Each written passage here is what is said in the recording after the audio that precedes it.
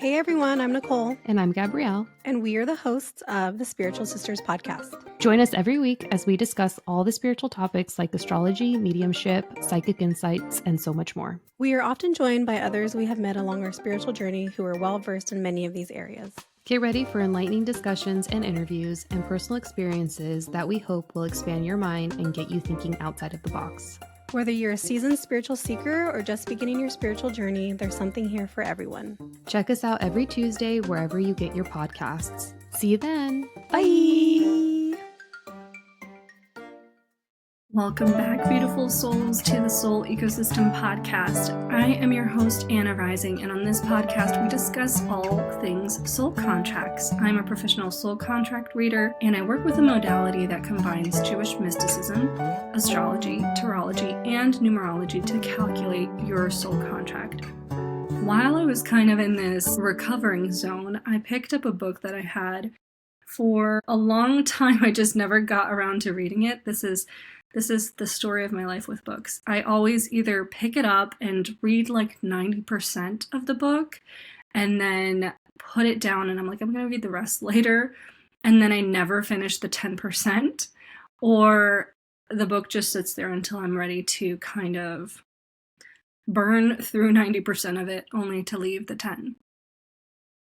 So I picked up this book, and it is called Glow in the Fucking Dark by Tara Schuster. And I remembered that I had started it before, and I was so intrigued. First of all, I totally understand her humor. I love her sarcasm. I love that we get a sneak peek into her thoughts and into her innermost world. It's absolutely enchanting. I love the way that she writes. I also loved that right at the beginning of the book, she started to talk about how she had this job that she was fired from on Comedy Central and how this made her world crash down, and she kind of had a spiritual awakening during this time.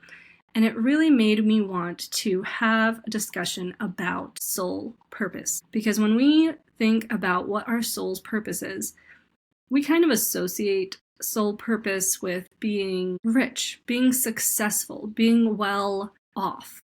But that is not the case. There are many people that are definitely not in alignment, are not operating from alignment, and they have success. They have the financial part of their lives figured out. However, they're not fulfilling their soul purpose. And we have the opposite side of that too, where a person is not making enough money to survive. Maybe they're poverty-stricken and they cannot seem to bring about their soul purpose, their life's mission, their life's work. I feel like this is a misconception that's relatively common, to think that just because somebody has figured it out professionally, that they have figured out the meaning to life, the meaning of life. But when you are not in alignment with your spirit, connecting to your purpose, connecting to what you were meant to do, is a hell of a lot harder. When I look at a soul contract, the soul contract never says that a person's purpose is one little neat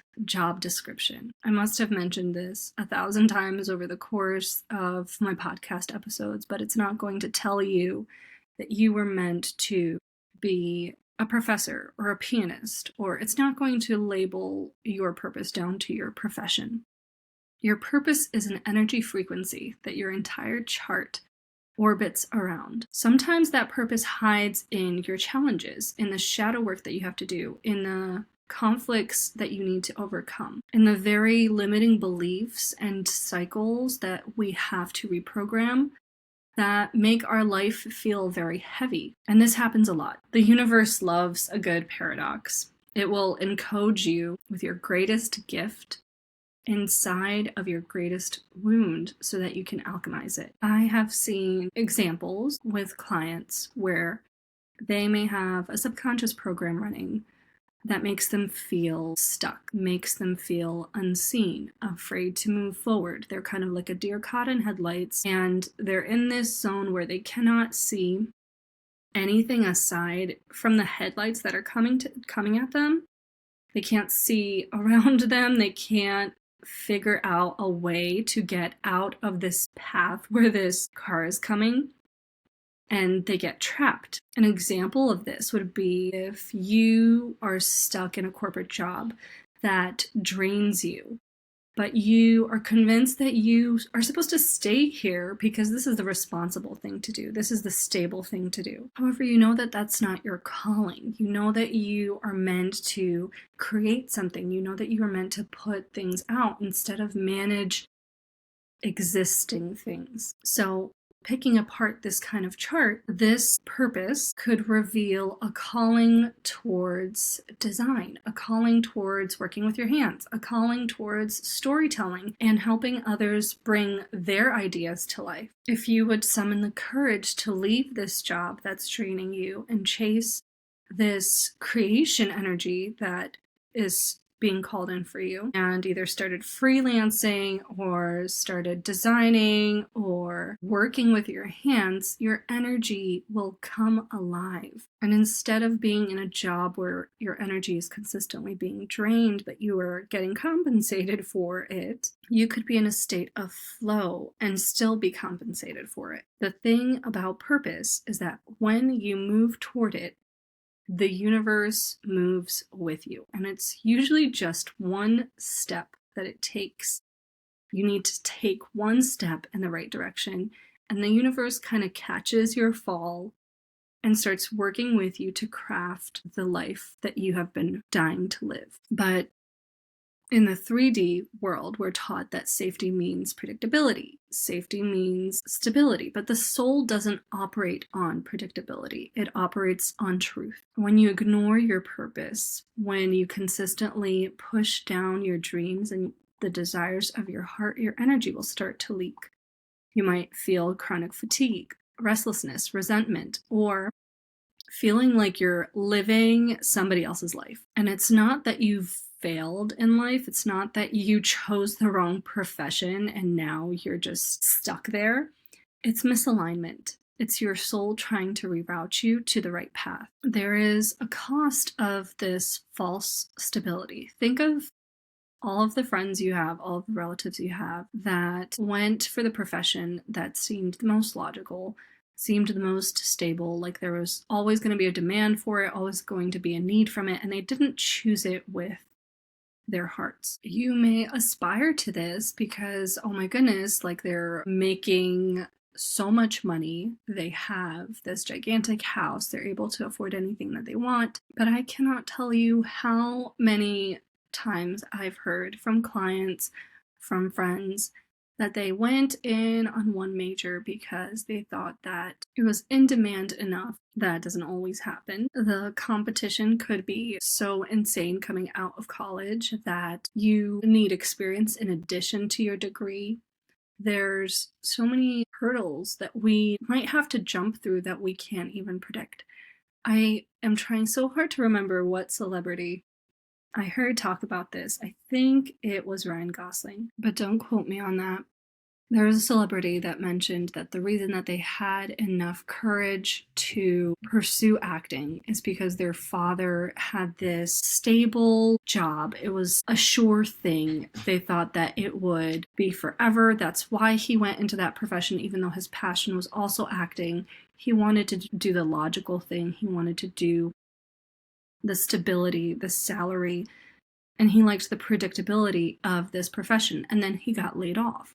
And all of that sacrifice, all of that time he spent pouring his energy, pouring his life into this profession that he didn't even want, but he thought it made sense, went out the window. And I remember growing up as a teenager, this is why I cannot believe that they force 18-year-olds to decide what they want to be or who they want to be. And they just throw them out of the nest and they're like, go ahead, like pick a major and just stick with it.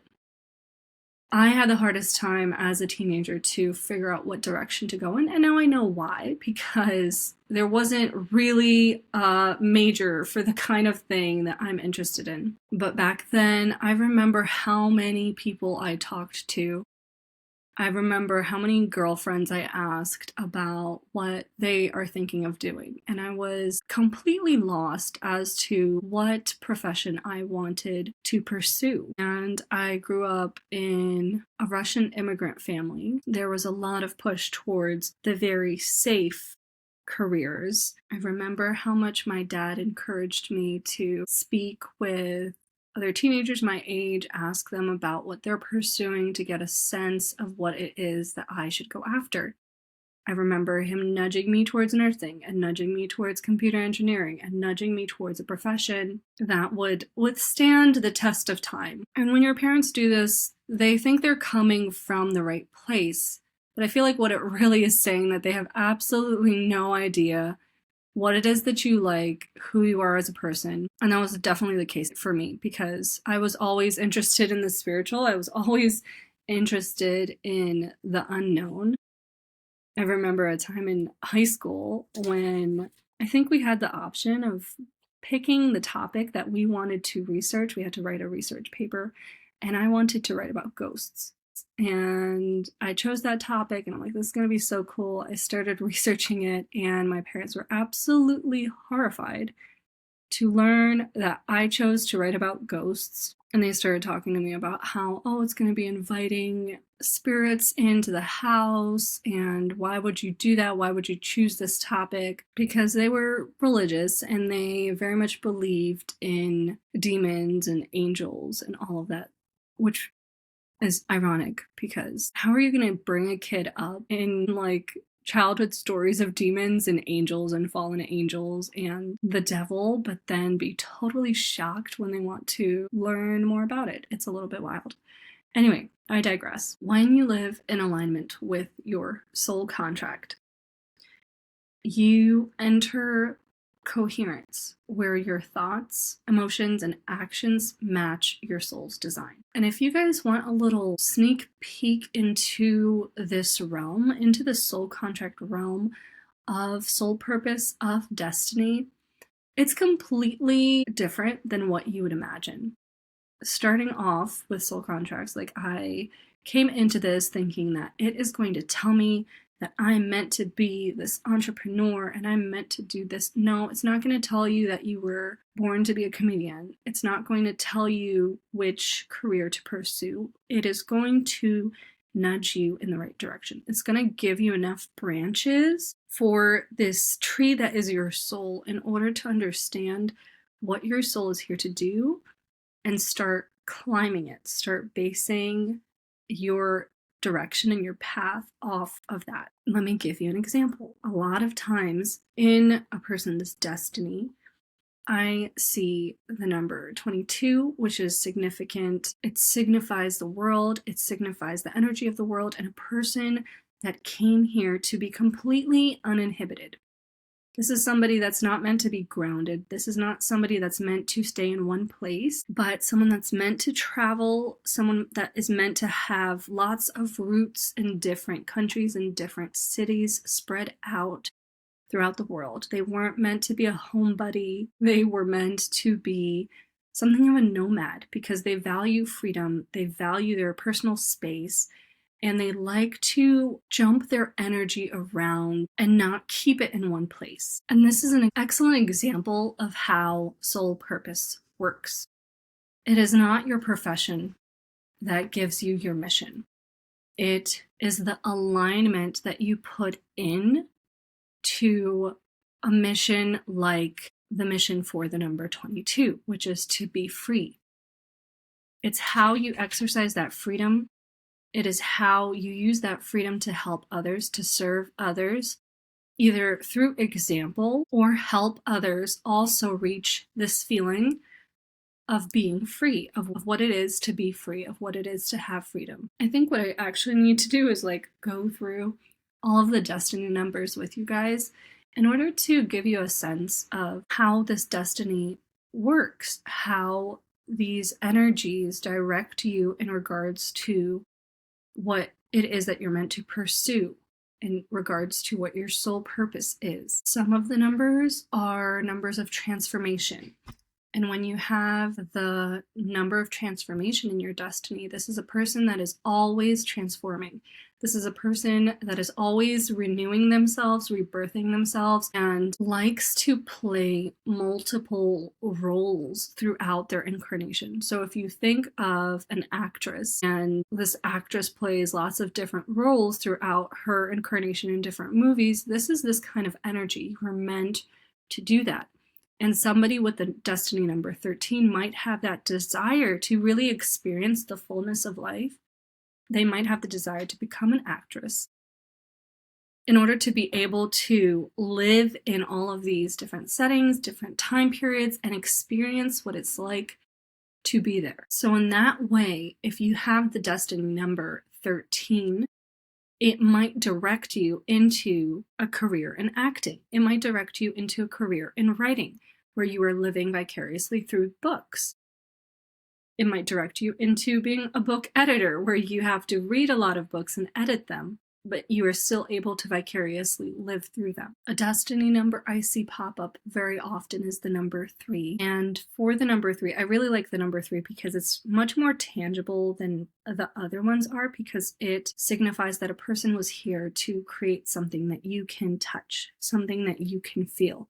And this can manifest in various ways. This could be a person who's meant to be an architect and build things that other people can experience by walking inside of these buildings. It's something tangible. It's not an idea. It's not something that's fleeting or passing. People with the energy of the number 3 in their destinies are meant to create something more concrete and tangible, both in their life and in work. So for those of you that have already purchased a soul contract, maybe this will help explain the idea behind your destiny numbers that you find in your soul contract, because it's like a little gateway. It opens up gates to the direction you are meant to go in. I just pulled up my soul contract because I'm like, you know what? This is going to be the best way to explain this. I can vouch for the numbers that are in my destiny, and I can explain how they manifest in my reality in order to give you guys a sense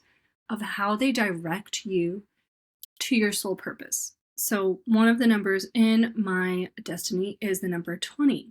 For the number 20, it's a bit of a complex destiny because this is a person that was meant to strengthen family connections, strengthen family bonds, and kind of unite the family together again, bring the family back together. And this, of course, would mean that there are issues, there are conflicts within your family. It could even be extended family, where family members are fighting, and you are meant to be the peacemaker. You are meant to be the person that brings things back together and fixes them. I have found this to be the case in my incarnation. This is something that I know I signed up to do. I have a feeling it will get there eventually. I don't see how to do it yet, but I definitely understand why me, being the black sheep of my family, is being called to kind of heal this unit. It's one of the things that I have taken on in this incarnation, and I will update you guys when it happens. I don't think this is going to happen for at least a few more years, but this kind of destiny actually comes with gifts. It comes with a unique gift of prophecy. It puts you into a position where you kind of need to take charge and be the initiator in order to solve these problems, because I'm sure everybody has had family issues in the past. There's always somebody that kind of has to be the bigger person and either bring the family back together. That doesn't happen. Sometimes the families would rather just never speak to each other again. That's actually happened with my grandpa, with my grandfather. I think he had a brother that he hasn't spoken to in probably 60, 70 years, ever since he moved to Ukraine and then moved to the United States. There's been no contact because they had some kind of riff about something. So that's interesting that that's playing out generationally. That played out with my grandfather, that was playing out in my mother and her brothers a little bit, and it's also playing out in my generation. The next destiny number I have is the number 14, and The 14 is very me because I really like to understand myself. I like to learn about myself. I like to learn as much as possible. And I like to learn why. I like to learn the reason why I do things. It helps me understand my innermost working, And 14s are the type that really want to find inner peace. They really want to follow their life purpose. They need to do that by believing in themselves, finding out what they're good at, finding out their talents and the spiritual gifts they have, and being able to find a profession that can bring out their creativity. 14s are very artistic, they're also very creative, and when they utilize both this artistry and creativity, they're able to prosper financially, personally, spiritually. If we kind of shut down the artistic part of ourselves, where we get to express ourselves, where we get to be creative, things start to get really stagnant, work starts to feel very dull, and issues can start coming up. So I've always really liked to work with my hands. Actually, I've always really liked to do things that seemed monotonous, or I thought I did. I thought that I would love to be like, not a cartographer, a calligrapher, because I love to write and I love pens and I love journaling.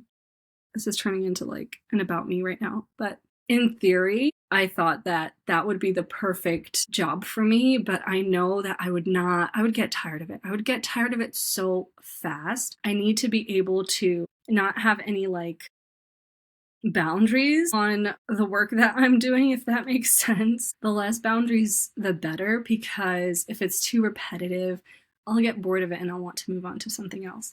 So this is also checking out because there needs to be that kind of open-ended artistry component. Lastly, the number for my destiny, and this is only up to age 40. Once you go past age 40, there are different destiny numbers that kick in. Sometimes they're the same. Sometimes that running theme continues into the later parts of your life. But oftentimes you have a different calling after the age of 40. So the last number I have is the number 7. And this is the energy of the number 7 is somebody that is very airy, like I am. They like to be on the move. They like to be active, including driving. And I love driving. It doesn't really drain me as much as it does other people. The number 7 is a little bit about community, a little bit about delegating, where it's my destiny to learn how to not take on everything myself, but to kind of initiate like different moving parts and cogs within the family system, within a business system, and delegate. And I feel this one particularly strongly because I feel like that has been my natural go-to in regards to how I work. I feel like I naturally just take on everything because I'm the oldest child, right? Oldest child, eldest daughter. I feel the responsibility for everything. I take everything on. And I end up not really leaving anything for anyone else because I'm like, I'm going to do it better. Like, I'll just have to, by the time I explain it, they're not going to do it right. I'll just do it myself. So eldest daughter vibes. The destiny of the number 7 wants you to learn how to use your community and not isolate yourself, not hermit yourself up. And that is something I do. And use your community to help you with your workload, to help you with your responsibilities. Now, what do you get from those 3 numbers? Right off the bat, I'm seeing, okay, I need to be working in a team. I need to bring about unity. I need to be able to be the person that is the peacemaker that knows how to bring people together, especially people that have differences. And I need to be able to express myself without very strong confines. And based off of that, you can draw a conclusion for yourself. For me, I'm drawing the conclusion that I'm exactly where I need to be right now. I am operating optimally where I am right now based on these destiny numbers because I am actually implementing adding somebody to my team to both help me with the workload of soul contracts in the soul ecosystem and help me rewrite it. And I feel like I was meant, this is going to be as therapeutic for me as it is for you. I feel like I was meant to look this up in my own soul contract today and be like, okay, that is coming from a place of alignment. This person that I am going to be introducing as part of my team, that's just such validation for me. So you guys, once you get a soul contract, you can go back to it for the rest of your life. I keep going back to mine, and every time I read it, because it's just so drenched in spiritual goodies, guidance, and spiritual messages, you can get a different thing from it every single time. It meets you where you're at. It meets you where you are in your part of the journey, and it helps you based on that. So don't ever let yourself fall into the illusion that your soul purpose, your entire life's mission, is going to be what you choose to do as a profession. It is more like your soul purpose gives you several energetic keys to unlock throughout this incarnation that will help you kind of check off the boxes of what it is that your soul came here to do, of what it is that your soul wants to do. And these energetic keys open these doors to guide you on your soul path. I feel like I took a lot of tangents there. I feel like we needed to take those tangents, but I wanted to kind of close off with the general destiny, like the overall destiny I have for this incarnation.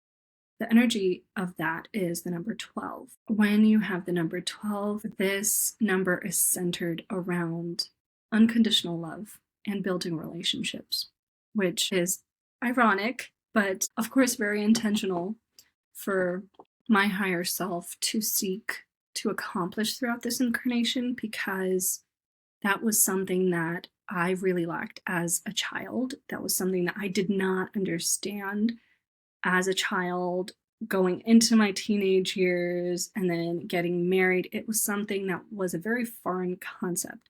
So it makes sense to me that through this incarnation, I'm meant to learn how to unconditionally love and get rid of the fear of unconditionally loving others. And I feel like I should just do my entire soul contract. I should just completely analyze my entire soul contract for you guys. It would take forever, but analyze it for you and then show you how it's showing up in my life so far, how it's showing up in my reality, because nothing can illustrate the power of your soul contract unless somebody is either going through your soul contract with you or being like, okay, this is how it's playing out. This is how on point it is. So if you guys were interested in getting your own soul contract done, you can do so by going to my website at thesoulecosystem.com or my Etsy shop at The Soul Ecosystem. As always, thank you guys so much for your support. I will see you guys next Friday, and have a wonderful weekend.